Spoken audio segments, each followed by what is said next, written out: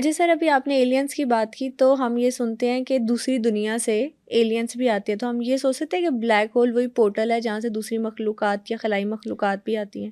ہو سکتا ہے، دیر از a part, لیکن میں پوری ذرا بات اس معراج کے سفر کی کمپلیٹ کر کے پھر ایلینس پہ ہی آتا ہوں. یہ سارا یہ آپس میں انٹر لنکڈ ہے بیٹا. اس کو اگر ہم تھوڑا تھوڑا علیحدہ کریں گے نا، سیگریگیٹ کریں گے تو شاید ہم نہیں چل سکتے. کعبہ قوسین او ادنا، یہ جو دو ڈائمینشنز ہیں نا، یعنی یہ جہان اور وہ جہان جب یہ آپس میں ملتے ہیں تو وہ منزل بنتی ہے جس کا نام ہے کعبہ قوسین او ادنا.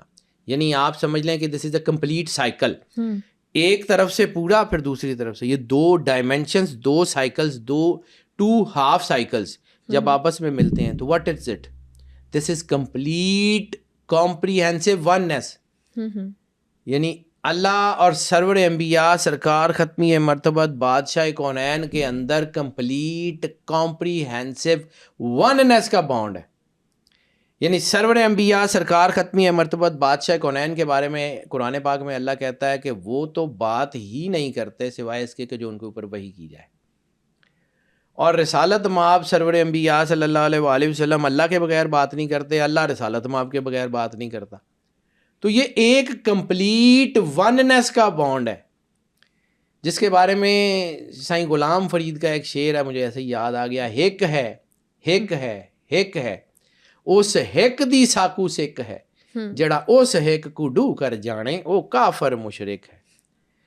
تو یہ وہ جو کائنات کی وننس ہے نا، توحید اللہ اور رسالت مآب کے بغیر ممکن نہیں ہے. یہ وہ وننس کا ایک سائیکل ہے جس میں یہ دونوں اینٹیز ایک دوسرے کے ساتھ جڑی ہوئی ہیں. ہم ان دونوں میں سے کسی ایک کو بھی چھوڑ دیں گے، ایمان ختم ہو جائے گا. لا الہ الا اللہ پڑھنے سے جو ہے وہ آپ کا ایمان مکمل نہیں ہوتا جب تک سرور انبیاء سرکار ختمی مرتبت بادشاہ کونین کی گواہی نہ دیں، ان کا کلمہ نہ پڑھیں. یعنی بہت سارے لوگ ہیں جو کافر ہیں، کمپریہنسو کافر ہیں، جو سرور انبیاء سرکار ختمی مرتبت بادشاہ کونین کو نہیں مانتے یا ان کو آخری نبی نہیں مانتے. کافر ہیں. کیوں؟ صرف اللہ کو ماننے سے گزارا نہیں چلتا. اللہ رسالت مآب کے بغیر نہیں ہے، رسالت مآب اللہ کے بغیر نہیں ہے. بالکل ایسے. یہ کمپلیٹ کمپریہنسو وننس کا کانسیپٹ ہے. اب آتے ہیں آپ کے کوشچن کی طرف جو ایلینز ہیں. تو یس بیٹا، there are aliens. Fallen angel کا کانسیپٹ بک آف اینوک میں ہے نا؟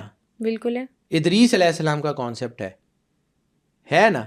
ہے. پھر یہ پیرامڈس کا کانسیپٹ ہے. تو دیر از another dimension. میں صرف ایک فوڈ فار تھاٹ دے کے 1 سیکنڈ کی بات کر کے آگے بڑھ جاتا ہوں. میں اس کے اوپر پھر کبھی زندگی رہی تو کبھی بات کریں گے.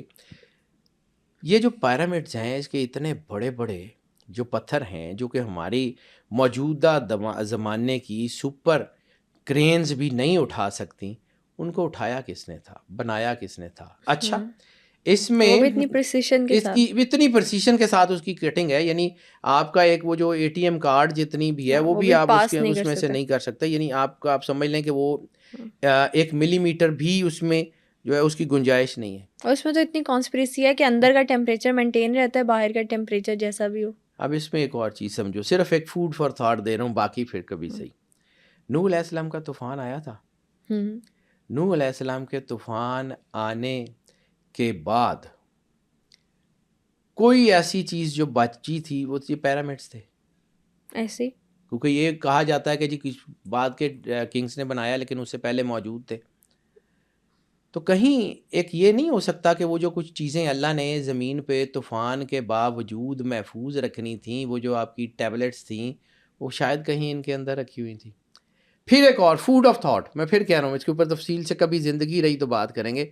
یہ ساری پیرامڈس وہ جاپان میں ہوں، وہ ایجپٹ میں ہوں، وہ ادھر امریکہ میں ہوں، وہ کہیں بھی سائبیریاز میں ہوں، کہیں بھی ہوں، وہ ساری دریاؤں کے کنارے کیوں ہیں؟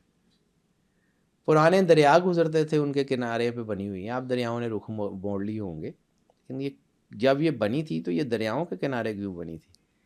اس کے بارے میں پھر کبھی بات کریں گے کہ کیوں. There are the concepts, there are the concepts. اس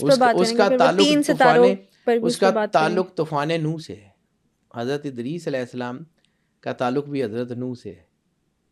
یہ بہت ایک لمبی کہانی ہے کہاں سے گئی. پھر اس کے بعد ایتھوپین بائبل میں اس کا ذکر ملنا. ایتھوپیا کا تعلق سرور انبیاء سرکار ختمی مرتبت بادشاہ کونین سے کیسے بنتا ہے؟ ایک بادشاہ کا نام سنا ہے آپ نے، نجاشی، ہجرت حبشہ. بالکل. اس میں سرور انبیاء سرکار ختمی مرتبت بادشاہ کونین نے اس کو ایک خط لکھا تھا. اس کے اندر ایک بڑی خوبصورت لائن ہے جس کو دنیا بھول جاتی ہے کہ تمہارے نبی نے تمہاری کتاب میں میرا ذکر کیا ہوا ہے، وہ نبی کہ جس کو زندہ آسمان پہ اٹھا لیا گیا تھا. کون سے نبی ہیں جن کو زندہ آسمان پہ اٹھایا گیا تھا، جن کی جان چوتھے آسمان پہ اسرائیل نے لی تھی؟ کیا حضرت ادریس علیہ السلام نہیں؟ کیا یہ اس کا بک آف اینوک سے کوئی تعلق نہیں؟